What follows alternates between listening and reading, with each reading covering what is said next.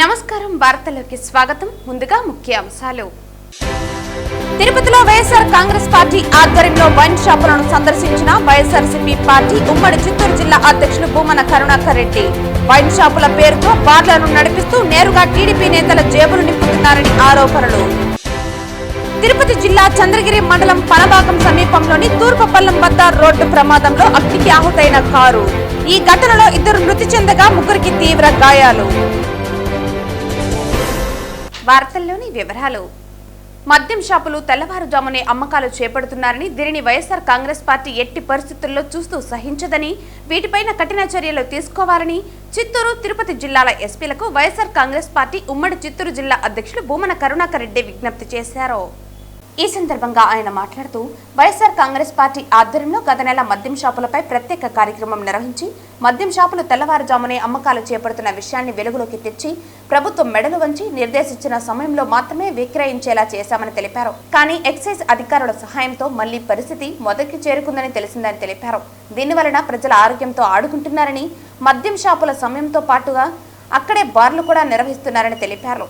దీన్ని వైఎస్ఆర్ కాంగ్రెస్ పార్టీ ఎట్టి పరిస్థితుల్లో చూస్తూ సహించదని, భవిష్యత్తులో దీనిపైన ఉద్యమాలు చేపట్టే పరిస్థితి కూడా వస్తుందన్నారు. వీటిపైన కఠినమైన చర్యలు తీసుకోవాలని చిత్తూరు, తిరుపతి జిల్లాల ఎస్పీలకు విజ్ఞప్తి చేస్తున్నట్లు ఆయన తెలిపారు.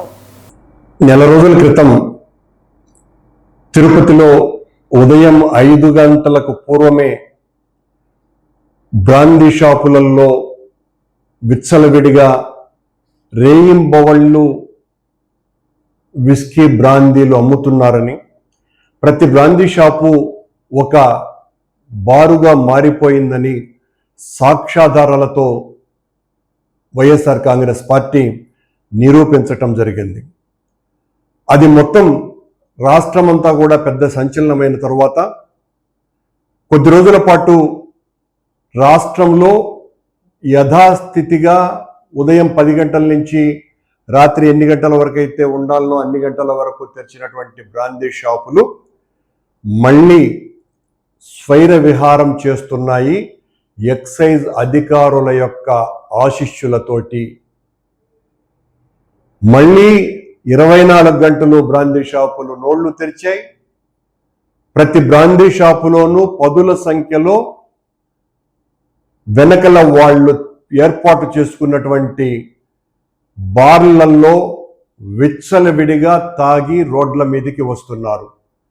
దీన్ని చూసి మేము సహించేటువంటి పరిస్థితి లేనే లేదు. ఎక్సైజ్ అధికారులకు హెచ్చరిస్తున్నాను. ఈ రకంగా మీ ప్రోత్సాహంతోనే ఈ కార్యక్రమాలు, చట్టవిరుద్ధమైనటువంటి కార్యక్రమాలు జరుగుతున్నాయని బ్రాందీ షాపు ఓనర్లే చెప్తున్నారు. ఈరోజు ఎక్కడ చూసినా కూడా రాష్ట్ర వ్యాప్తంగా, మరీ ముఖ్యంగా మన జిల్లాలో, మరీ ముఖ్యంగా ఆధ్యాత్మిక నగరమైనటువంటి తిరుపతిలో 24 అవర్స్ మళ్ళీ బ్రాందీ షాపులు తెరుచుకోవటమే కాకుండా ప్రతి బ్రాందీ షాపు వెనుక ఈ తాగిపించేటువంటి కార్యక్రమం విపరీతంగా జరుగుతున్నది. మళ్ళీ మేము దాని మీద పడి ఆ సాక్ష్యాధారాలతో మళ్ళీ నిరూపిస్తే మీ పరువు గంగలో కలిసిపోతుంది.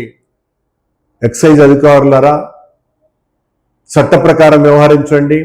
దీని పట్ల నేను ఎస్పీ గారికి, చిత్తూరు అండ్ తిరుపతి ఎస్పీ గారులకు కూడా నేను ఐఎమ్ రిక్వెస్టింగ్, ఈ రకంగా యాంటీ సోషల్ యాక్టివిటీస్ పట్ల మీరు ఉక్కుపాదంతో ఉండకపోతే సమాజానికి మంచి చేసినటువంటి వాళ్ళు అవ్వరు.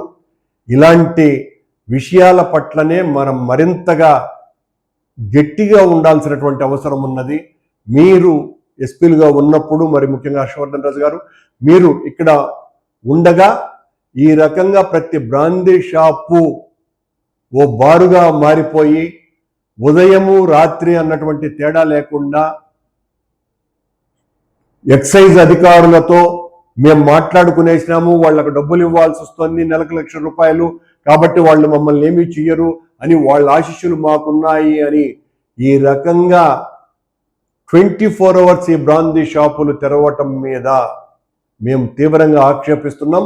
ఇది ప్రజల ఆరోగ్యానికి హాని కలిగించే చర్యే కాకుండా చట్టం ఏం నిర్దేశించిందో ఆ చట్టానికి వ్యతిరేకంగా అధికారుల యొక్క కుమ్మక్కుతోటి జరగటం అన్నది తీవ్రమైనటువంటి నేరం. తొందరలోనే మొత్తం మా పార్టీ క్యాడర్ అంతా కూడా ఒకే సమయంలో అన్ని బ్రాందీ షాపులలోకి వచ్చి సమయంతో కూడా రికార్డ్ చేసి మొత్తం ప్రపంచానికంతా తెలియజేస్తామని, కనుక వెంటనే నేను I'm requesting to the SPs and also excise officers, వెంటనే దీని మీద చర్య తీసుకోకపోతే దీని వలన తీవ్రమైనటువంటి ఆందోళన సాగుతుందన్నటువంటి విషయాన్ని తెలియజేస్తున్నాను.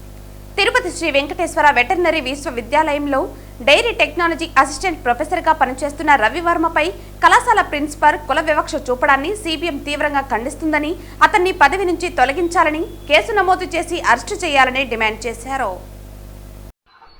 తిరుపతి నగరంలో ప్రతిష్టాత్మకమైన యూనివర్సిటీ వెటర్నరీ యూనివర్సిటీ, ఆ యూనివర్సిటీలో కుల వివక్షత విలయతాండవం చేయడం అనేది ఈరోజు కనిపిస్తుంది. ఒక దళిత సామాజిక తరగతికి సంబంధించిన రవివర్మ, ఆయన డైరీ టెక్నాలజీ అసిస్టెంట్ ప్రొఫెసర్గా ఉన్నారు. ఆయన్ని ఆ ప్రిన్సిపాల్ కక్షి కట్టి అనేక నెలల తరబడి ఆయన వేధిస్తూ ఉన్నాడు. ఇప్పుడు ఏకంగా డైరెక్ట్గానే ఆయన యొక్క కుర్చీలు, టేబుల్స్, ఆయన రూమ్లో ఉన్న సామాగ్రి అంతా కూడా ఆయన అనుమతి లేకుండా ఆయన సెలవులో ఉంటే మొత్తం తొలగించేసి ఆయన నేల మీద కూర్చోవాల్సిన పరిస్థితి సృష్టించాడు. దీంతో వీసీ గారు జోక్యం చేసుకున్నా కూడా ఆయన మాట కూడా ఖాతరం చేయడానికి ఒక దుర్మార్గమైన పెత్తందారితనం, ఒక దుర్మార్గమైన అగ్రకుల దురంకారతనం అనేది కనిపిస్తూ ఉంది. దీని మీద ఎస్సీ ఎస్టీ చట్ట ప్రకారం చర్యలు తీసుకోవాలి, కేసు పెట్టాలి, ఆ ప్రిన్సిపాల్ని వెంటనే తొలగించాలని చెప్పేసి సిపిఎం డిమాండ్ చేస్తూ ఉంది. లేకపోతే విద్యాలయాల్లో ఈ వివక్షతని మేము ఏమాత్రం సహించము. గతంలో కూడా ఎస్వి యూనివర్సిటీలో ప్రొఫెసర్ సంఘం మీద జరిగిన సందర్భంగా కూడా మేము చాలా తీవ్రంగా దీన్ని వ్యతిరేకించి దాని మీద పోరాటం చేయాల్సిన పరిస్థితి ఏర్పడింది. ఇక్కడ వెటర్నరీ ఒక యూనివర్సిటీలో ఒక ఉన్నత డాక్టర్లుగా చదివి బయటకు పోయి సమాజాన్ని సేవ చేయాలనే ఒక సందేశం వాళ్ళ యూనివర్సిటీలో ప్రిన్సిపాల్గా ఎవరైతే వివక్షతని అడ్డుకట్టేయాలో ఆయనే ఈ యొక్క వివక్షతకి పాల్పడడం సరైనది కాదు. వెంటనే దీన్ని విరమించుకోవాలని చెప్పి, ఇటువంటి దాటి మీద చర్య తీసుకోవాలని చెప్పేసి, ఆయన తొలగించాలని చెప్పేసి, ఆయన మీద ఎస్సీ ఎస్టీ చట్ట ప్రకారం చర్యలు తీసుకోవాలని చెప్పేసి నేను జిల్లా యంత్రాంగానికి, పోలీసు యంత్రాంగానికి విజ్ఞప్తి చేస్తున్నాం. లేకపోతే మేము ఉద్యమాన్ని నేరుగా ఈ ఉద్యమంలో భాగస్వాములు కావాల్సి వస్తుందని చెప్పేసి హెచ్చరిక చేస్తాము. చిలకలూరుపేటకు చెందిన పాస్టర్ సాలెం రాజు హిందూ మహిళలను బజారు స్త్రీలు అంటూ మానసికంగా హింసించిన వీడియో సామాజిక మాధ్యమాల్లో వైరల్ అయింది. ఈ వ్యాఖ్యలకు వ్యతిరేకంగా తిరుపతిలో హిందూ మహిళలు సంఘాలు ఎస్వి యూనివర్సిటీలో పోలీస్ స్టేషన్లో ఫిర్యాదు చేశారు. సాలెం రాజు గారు చిలకలూరు నుంచి మాట్లాడిన మాటలు ప్రతి ఒక్క హిందువులకు అవమానకరంగా ఉన్నాయి. పూలు పెట్టుకున్నంత మాత్రాన మేమంతా బజారు స్త్రీలు అనడము అది చాలా చెడ్డ మీనింగ్తో కూడిన వాక్యాలు. ఈరోజు పూలు పెట్టుకుంటే బజారు స్త్రీలు అంటున్నారు, రేపు గాజులు వేసుకుంటే ఇంకొక మాట, బొట్టు పెట్టుకుంటే ఇంకొక మాట, ఇలా కంటిన్యూగా జరుగుతూనే ఉంది. మన హిందువులకు ప్రతిరోజు అవమానపరుస్తున్నారు. కాబట్టి సీఎం చంద్రబాబు నాయుడు గారు, పవన్ కళ్యాణ్ గారు ఈయన పైన తప్పకుండా యాక్షన్ తీసుకొని అరెస్ట్ చేయాలని మరీ కోరుతున్నాను. పవన్ కళ్యాణ్ గారు చెప్పారు ఒకసారి, మన హిందూ ధర్మాన్ని కాపాడుతానని. ఎన్నో జరుగుతున్నాయి మన హిందువుల మీద.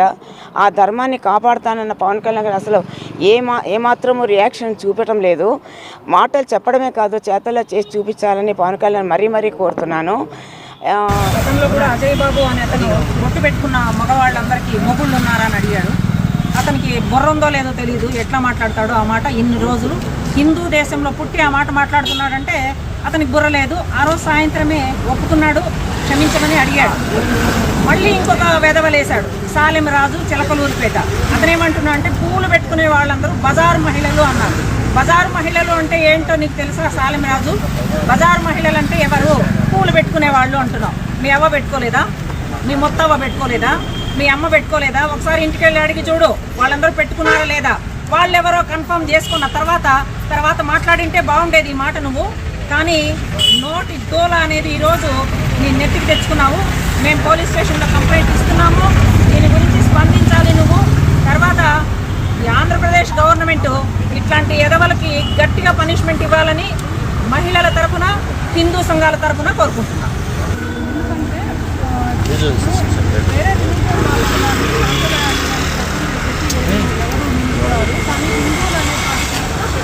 లేని విచ్చలవిడితనంలో కమెంట్స్ చేయడం జరుగుతుంది. అదేవిధంగా ఈ పూలు పెట్టుకోవడం ముస్లిమ్స్ పెట్టుకుంటారు, క్రిస్టియన్స్ పెట్టుకుంటారు, హిందూస్ పెట్టుకుంటారు. ప్రతి కూడా ఈ విధంగా అవమానకరంగా మాట్లాడడం అనేది అది అంత అప్రోప్రియేట్గా అనిపించడం లేదు.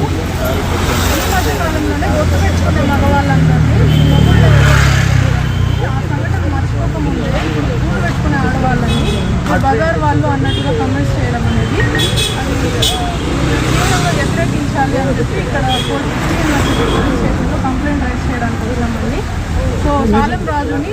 ఇమీడియట్గా అరెస్ట్ చేయాలని, అతనికి ఇచ్చే పనిష్మెంట్ ఎలా ఉండాలంటే ఇంకో మీదట ఎవరైనా ఇలాంటి చెత్త కామెంట్స్ చేసే ముందు ఒకసారి 1-2 సార్లు ఆలోచించుకొని మాట్లాడే విధంగా శిక్షలు అమలు చేయాలని చెప్పి గవర్నమెంట్ని వేడుకుంటూ ధన్యవాదాలు చేస్తున్నాను.